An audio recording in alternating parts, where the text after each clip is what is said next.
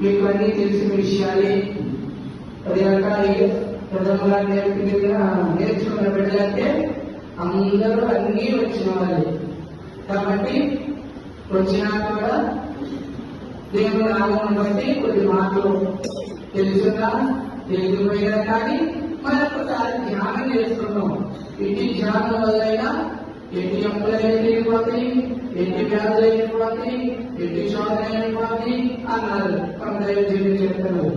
కాబట్టి ధ్యానం చేసేటప్పుడు కనుక వచ్చి అని అనుకోకుండా కొద్ది మాటలు ధ్యానించుకుందాం. దైవజనుల యొక్క విద్యాభాసన జరగక ముందు దేవదాసయ్య గారు వృద్ధాప్యంలో దంపతులైన వారు పుట్టి ఉన్నారు. ఒక పోలిక చెప్తాం మీకు వాక్యంలోను అయ్యాలి.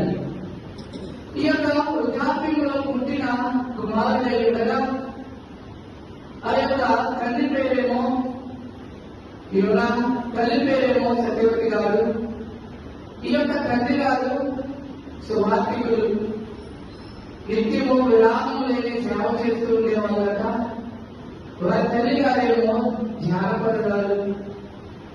ఎప్పుడు కూడా ప్రార్థనలలో ఉంటూ ధ్యానంలోనే ఉంది. ఆ తల్లి ఎప్పుడు మోకరించినా కూడా దైవజనుడు మోకరించేవాళ్ళ తల్లితో పాటు. ఎప్పుడైనా మోకరించండి, ఎంతసేపు ఉంటే అంతసేపు ఉండేవాళ్ళంట దైవజనుడు. అలాగూ ఆ సన్నిధి అనుభవం తల్లి దగ్గర నుంచి నేర్చుకోవటము. కనుక చిన్నతనంలోనే ఇద్దరు చనిపోవటము, తర్వాత పిల్లతల్లి దగ్గర పెరగటము, ఆ బాధ్యతంతా ఆయన తీసుకున్నాడు.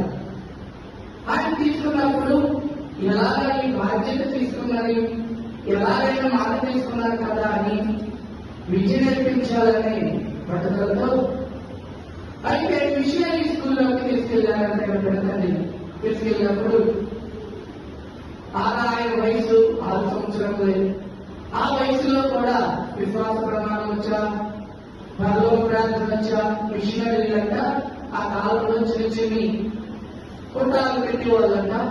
ఆ కుటాల దగ్గరికి వెళ్ళినప్పుడు ఈ పిల్లతండ్రి కుమారుని తీసుకుని వెళ్ళినప్పుడు వచ్చినదా అయితే ఒక మళ్ళీ ఏర్పాటు చేద్దాం, ప్రార్థన చేయమని చెప్పారట.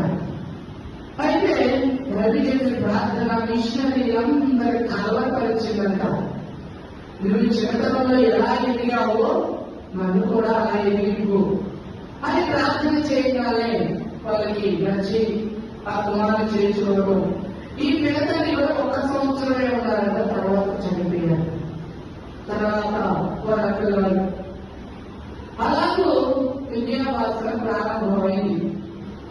ప్రారంభమైన తర్వాత దైవజనుడు ప్రభువుకి సాదృశ్యంగా వృద్ధిలో నుంచి వచ్చారు కదా. యేసేపు గారు కూడా వృద్ధిలో నుంచే వచ్చారు. వృద్ధాప్యంలో యేసేపు గారు కూడా పుట్టి ఉన్నారు. లాస్ట్ కుమారుడు. ఇలా ఆలోచన చేస్తున్నప్పుడు దైవజనుడు తలంపించారు, యేసేపు గారు పుట్టకపోతే ఇశ్రాయేలీయులకి వాళ్ళ అన్నలైన వారికి ఆహారం ఎక్కడి నుంచి వచ్చేది?